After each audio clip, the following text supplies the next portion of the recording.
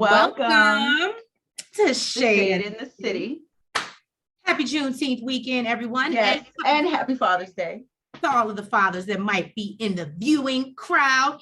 We just want to thank you guys. We love seeing us grow and glow. So please, let's keep it up. And happy belated birthday, Tupac. That was random.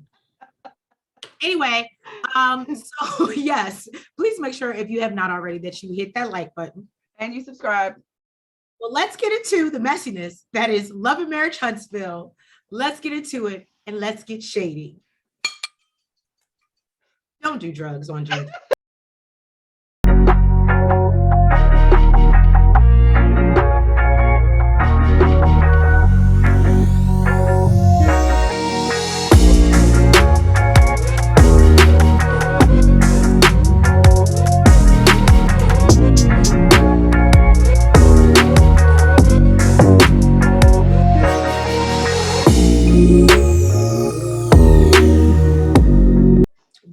The gentlemen, they are arriving at this mansion in Atlanta.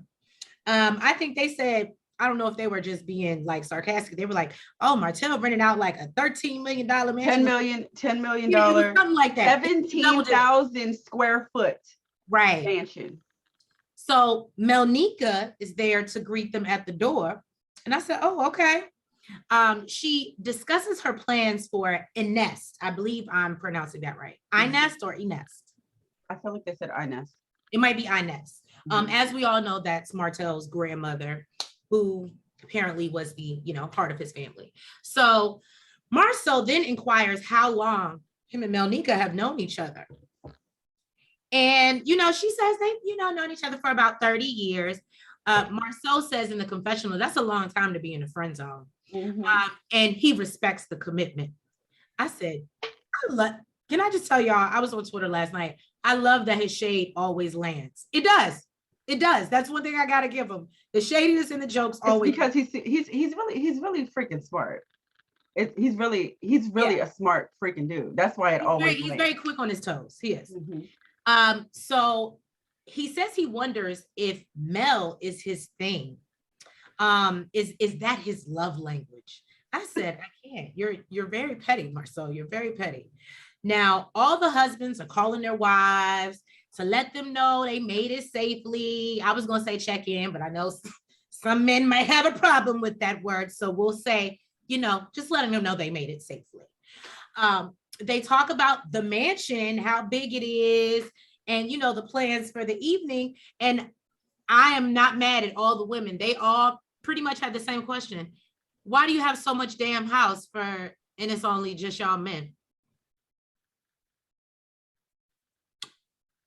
Great question, ladies. You're not off. So Tisha isn't sure about this crew Marcel was hanging with, of course, but he reassures her that Martel is the one single and that they're all married. She has nothing to worry about. And I was like, okay, Marcel, come through for once, making her feel like, versus being like, well, what happens in Atlanta stays in it, like saying something real stupid. So I can appreciate. He did actually say that, didn't he? I don't think he said that to her, though. I don't think he said that to her. It's different. So Tiffany questions why the single man is making all the plans for the married men. And I'm like, well, it is Martel's trip. So he just happens to be the one single, but maybe that's why my husband wouldn't have been on it. Now, Tisha is wondering, again, why they have such a large house for just them, and basically suggests that the girls should have been invited, which Marcel was like, I don't have anything over this is Martel's event, and he didn't feel the need to, It's nice to have a great scapegoat, isn't it? Again, that's why my man might not have been on that trip. So then, surprise, they come downstairs to a room full of ladies. Okay. Beautiful ladies. And Marcel realizes that Martel is definitely trying to get them in trouble. Now, Martel lets us know women are the largest consumers of red wine. So he was like, why would I not have a room full of beautiful women to, try and sample my wine? Even though he didn't tell this to the guys that right, we he were going to doesn't have a disclose this house full of information women. to them. And this is why you can't let your men have boyfriends. Okay. He actually thinks it's funny that Yeah, he thinks it's they're funny going to that have they to might be they're going to have to go back and explain to their wives that the house was full of women. all weekend. This is funny to him. Wait, all weekend. Those ladies ain't there all weekend. He says that he's going to have them around a whole bunch of women all weekend, and that wasn't too far off. Oh, okay. I thought As you meant soon as they women. did that, we know what else they did. So it was pretty true. Now, Martel goes into his sales pitch for his wine, and I'll be honest with y'all, I don't remember nothing he said. So Marceau is definitely being flirtatious and asked one of the ladies to make his plate as they go into the kitchen to eat. Now, they kind of look at him crazy, and Marceau was like, I don't understand. Did I ask something wrong? And Maurice is like, yeah, I think that he's having a little too much fun. Because I don't think Tisha would be happy with him asking anyone to make his plate. And I'm going to have to agree with Maurice on this one. I wasn't the one that was. I would have loved to hear Mike's opinion on this. Yeah, that'd be interesting because I definitely did think of you. I definitely did think of you. Even another man can relate. I'm just saying. Right. So they all try the wine and they all give their take on the wine. Now, Melnika asked them to, go around to all the guys and basically give us your best sales pitch. We're making you salesmen at this point. So Marceau, he starts and he says, a lot of intimate moments happen over this Anest wine. You bring your friends together, and after a couple bottles, it seems like all your problems are hammered out. And says, Wine Down Wednesdays. I was like, okay, Mr. Salesman. All right. It did nothing for me, but okay. Really? No, it did nothing for me. So, I even it says in my notes it was weak. I thought I liked it. Then Maurice, he was a little worried he couldn't follow it up, and he tells everyone, all the ladies, to close their eyes and imagine who they are and who they want to be with. And he says there's something that's missing, and this will help you cross the bridge. And Melnika is like, where can I invest? I said, no. See, no, to me, I think they both did good. No, Marceau's was not giving like that. And Louis, I don't know, his pitch was, I felt like it was the worst. He said something about why wait for one day of the week to pop it open, pop open the bottle and pop open your legs. You probably like that one. I loved it. That was my favorite. Jesus Christ, of course. And only because I learned from watching this episode when they talk about the legs of the wine, I didn't even know that was a thing. So when he says pop open them legs, it makes even more sense because he could be referring to the wine, or he could be referring to something else. With his sex deprived ass, I think he's referring to something else. To the imagination. Not as much as he was talking about his lack of sex. I think he's talking about popping open them other legs. You're fine. But yeah, the ladies say that, it can sell itself.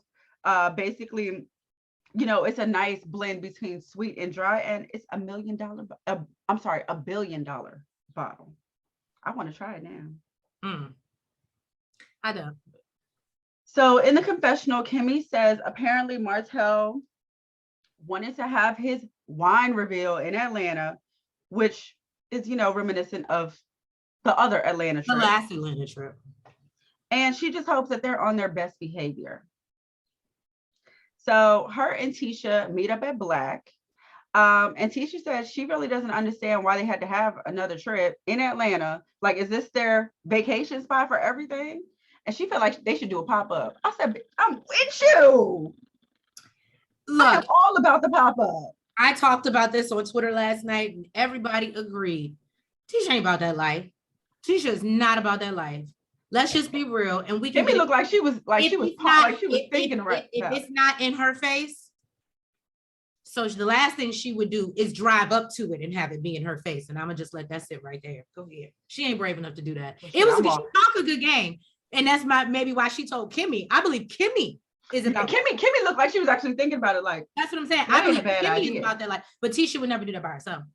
I'm sorry. I don't even if it was like, the day before last, like, let the guys feel like they got their guys tripping.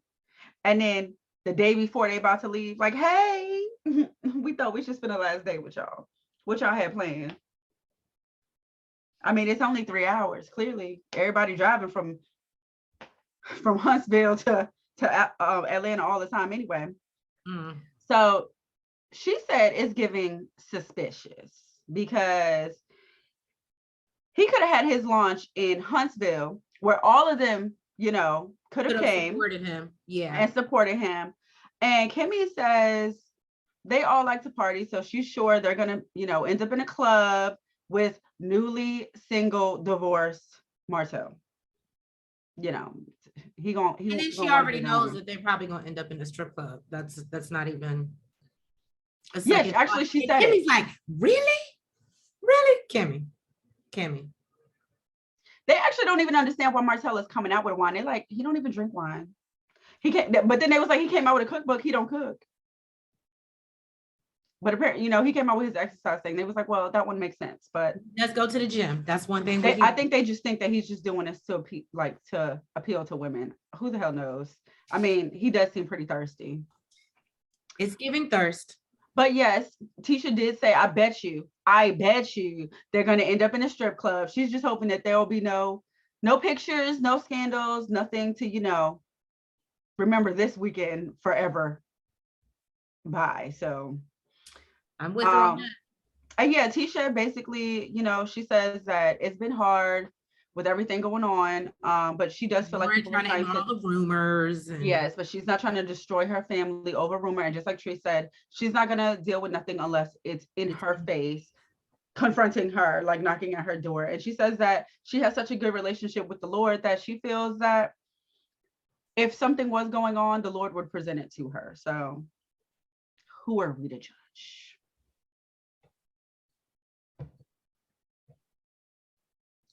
Didn't the Lord present you his bag? But okay. We don't know that was his bag. Oh, okay. So back in Atlanta, the guys are just standing around the kitchen and somebody asked, like if Lewis is good. And I think Martel asked, he's good. He's married to Tiffany. He's good. And he's like, what the hell? What that mean? Because he married, what's she doing? Apparently,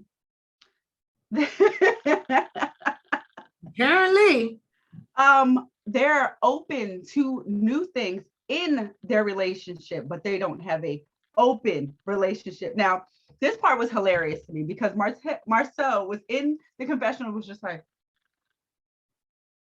maybe I might listen to some of your advice now. Like that, I'm all ears now. What he's like, what exactly did you say? Right. To get her to do this? Like, tell me verbatim. What did you say to make this happen? Marcel is, God damn it, these damn M's. Marcel is all about Lewis's advice now. He wants to listen now. He's all ears. He don't give a damn how long he's been married versus Lewis. His relationship with Tisha's consent, because I think it's already happening anyway. But and then, of course, the guys are planning a trip to the strip club. Of course. Right. Did we expect anything else? Martel is having a just grand old time. He might as well be up there just taking his clothes off as well. At KOD Atlanta. I thought I did see that in the background. It looked kind of empty though. I actually heard that one is, you should have went to Blue Flame. I heard Blue Flame was supposed to see it.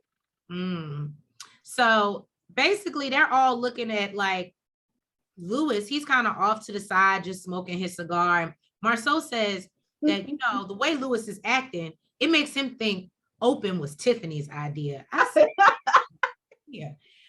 Maurice tells Martel he's going to be the devil on his shoulder, while Martel says he's going to be the devil on his. I said, can we just keep the devil out of it? But anyway, now Martel then tells Marceau at some point, and I'm pretty sure he's referring to one of the strippers, that basically that's going to be baby number 6. And I'm just like, he said something to one of the strippers in her ear, something like, you going to let me have this or something like that. Yeah. And she was like, I don't think you can handle like all really of this. Disgusts me. Like that really disgusts me. But anyway, and Martel says he does like to act out in the strip club and be the guy that he wishes he was. They take a picture and Marceau jokes that the last time they did this, it got them in trouble. And, you know, basically Maurice says, well, you ain't got nothing to worry about it because I got the picture this time. Exactly. Marceau then says in the confessional that, you know, strip clubs really aren't his thing. He says $20 makes everyone equal. I'm kind of here with him on that. And then he basically talks about how he's proud of Martel and how far he's come since the divorce. Mm-hmm. And he pulled himself out of like a major rut. So yeah, he's super proud of him. Because you owed her money and you gotta pay support and things like that. I guess I'm not opposed. I think one thing that irritated me this particular episode, and I understand that I at some point, I guess I need to move forward as a viewer, but Martel got himself in this situation. Oh, you can't tell him that. So I just feel like this, oh, we're sorry that you went through some and you had it back. You should have. You should be broker. You should feel lonely. You had that and you messed it up. So no, I'm not giving you. I don't want to see you like be depressed. And I think that's what it was. It wasn't that they weren't expecting him to go through it. They knew that, of course, things are going to change and you're going to go through it. But they're saying that he didn't take it in stride. He was depressed. He was acting out. He was trying to get other people in trouble. And he's still doing the same thing and he's still being a thought. So what did we learn? I mean, granted, it's not being a thought, but he constantly was bothering Mel and constantly wanting to get back. Like he just could not let go. He could not let go of the fact that his wife left him. He's finally moving on and understanding and accepting the fact that she don't want you no more, homie. And I think that was the main thing he couldn't get over. And I guess what aggravates me, instead of business is great, I'm not taking that away from him. Instead of trying to become a better man as a person, as an individual. So I'm not going to say F Mel, but not even for her, for the next woman. But to me, it looks like he's still that same person. He just got his money back. Absolutely, because so we don't. No. Yeah, but you have to be able to recognize the problem first. Okay. You have to recognize that there is a problem, and anytime somebody tells him, "Sir, problem," you're still not mentally there. You're not really taking accountability. It's an issue. He gets up, he puffs out his chest. It's an issue. So they're just happy to see that he's making some progress. He's not just, okay, well, I'm broke, or I got to pay all this money, right? Or okay, I lost my business. They're just glad to see like he's making some type of progress. But as far as him being like a better man, okay, because I was just like, because they get on his ass about it. They get on his ass. So speaking of that, we jump into the next scene, which is pretty much, it goes into what exactly I was talking about. They're up having breakfast the next day. Maurice is still hungover. And that actually Marcel lost his voice. What they said, Martel said, from screaming at them women and smoking them cigars, and Marceau says, no, I was just trying to tell y'all to calm down. So then they joke on Martel about how he needs another Mel in his life, and they said the third Mel time is the charm. So Martel basically to sit around at breakfast with them. The way their banter back and forth was just I love it. And I would love to just sit in the room and be a fly on the wall and just hear Marceau. Mm-hmm. I would love it. So yeah, he tells them the plan for the day. They're going to a rage room, and that's basically what they're doing it today. But then they get into a deeper discussion about Melody, and Marceau really does ask him, like, so what is it, that you need? They asked, what can you do differently to get what you want from her, or get what you ultimately want? And Martel's like, I wanted my family back, but Mel has a dark and cold heart. And Marceau, out of all people, tells him, well, you have to take some sort of accountability. And of course, Martel is not trying to hear that. Marcel says in a confessional, he thinks Martel can't take accountability because he feels he wasn't the only one wronged. And if he takes full accountability, it'll be overshadowed by the wrong that's been done to him. And I was like, okay, but I don't know. I think when you have enablers around you, that's not healthy. And I feel like, yes, we don't want to see, he obviously has to provide for his kids. We don't want to see him be broke. I want to see him want to be a better man. But this makes me feel like they're not enablers. They're just, for one, clearly have to pick and choose when they bring it up. Right. Looking for the right conversation. And two, they know when they do bring it up, it's going to be a problem. It's going to be a problem. So I don't think that they're enablers, because enablers are just yes men. And he's clearly telling him, he's not the only one that's told him, dude, you did this to yourself. Right. And she doesn't have a cold, dark heart. Nigga, you had a whole baby on her. Like, nigga, really? That's what I'm saying. I don't know. I want him to want to be a better man. And it just gives me, if I'm not blaming Mel. You have to recognize that you're not first. That's a part of accountability. Right. Where? Oh, okay. So Melody and Tiffany meet up at a boutique to go shopping. And Tiffany tells Melody that she really appreciates her going to Utah with her. And really, it wouldn't have went down like that had she invited Lewis instead. And Mel is shocked. She's like, really, girl? She's like, why you feel that way? Mm-hmm. Basically, she feels like Melody took the lead. And, she feels like with Lewis, she constantly takes the lead. So she said Lewis is not a self-starter and she has to get him going. She does tell Mel that she wants to go back and dig a little deeper. And Mel's like, if that's what you want to do, I'm on board to help you. Mm-hmm. So then Tiffany tells Melody that Lewis is too sexually needy. And they have a lot of sex, but it seems like it's still not enough. So Melody brings up love languages. She says she's huge on this. And, she says hers is physical touch. And Tiffany says hers is quality time, which is crazy because she ain't got nothing to give. And you want to have a whole nother baby. She says, Melody asked her about Lewis's. And she's like, well, I feel like I told him what his was. Yeah. And he just agreed. And she was like, no. That's projection. Okay. What I need you to do is ask him what his is and then tell him what yours is. And she says that there's a lot to uncover about Lewis. She feels like any other man would love and appreciate the strong women that they are. And she wants that from her husband. She feels he's intimidated by her. Girl. So yeah, Tiffany lets Mel know that, I'm sorry. So yes, basically Mel tells her to basically ask, like, is he intimidated that she's a strong Black Scorpio woman? Now, I don't know what the hell Scorpio got to do with it. Okay, but and Tiffany brings up him being in Atlanta with Martel.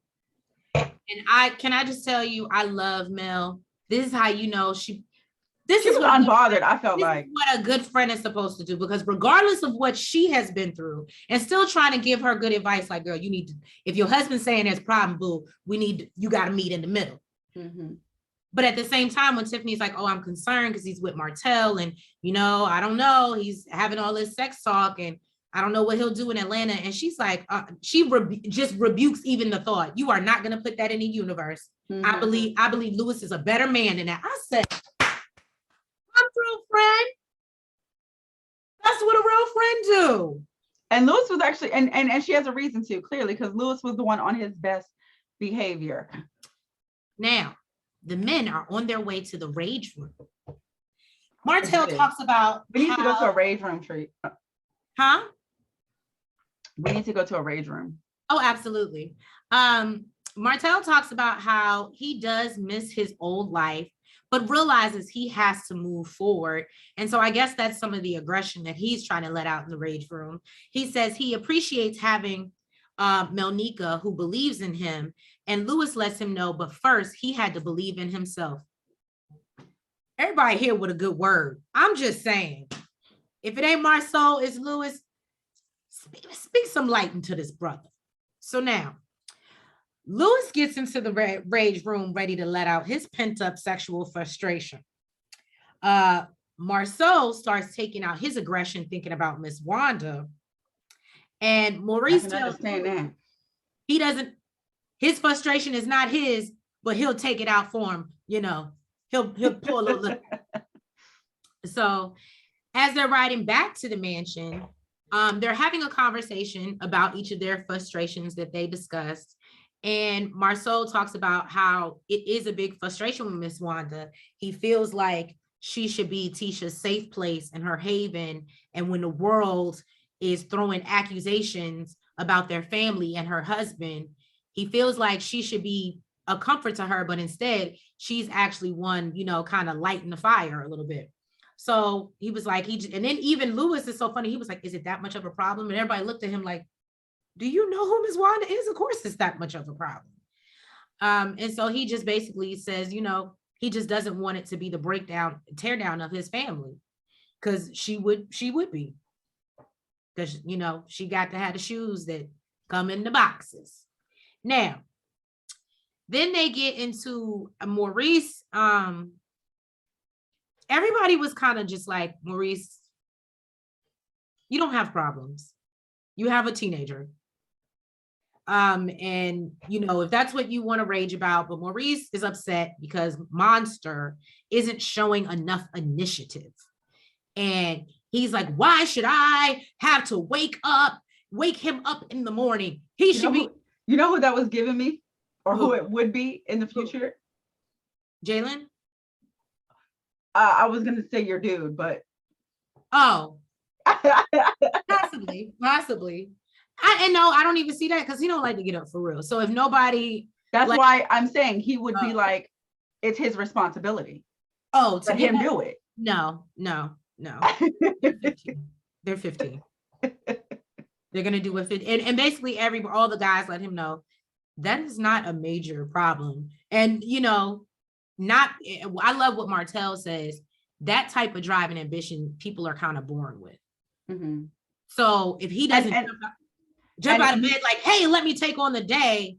I'm not saying he can be a bum either, Maurice, but yeah, he may need a little push. He may need a little, hey, come on, or not even that. Explain to him, if this is important to you, you need to show me that this is important to you.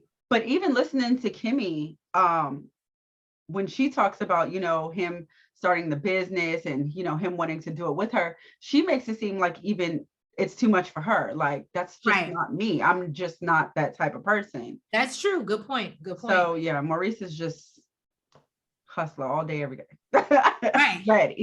That's why poor girl had to wait 3 years to go on a damn honeymoon. You're right.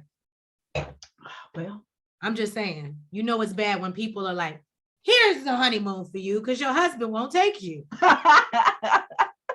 Now, Lewis vents about his frustrations, and he basically says that it's not an issue. He feels like it's a spell. They're in their busy season right now with work. However, the guys kind of are like, yeah, bruh, but y'all are, same thing Melody said, y'all are newlyweds. Mm-hmm. So the fact that you're already, I think they've been married for 2 years now. Yes.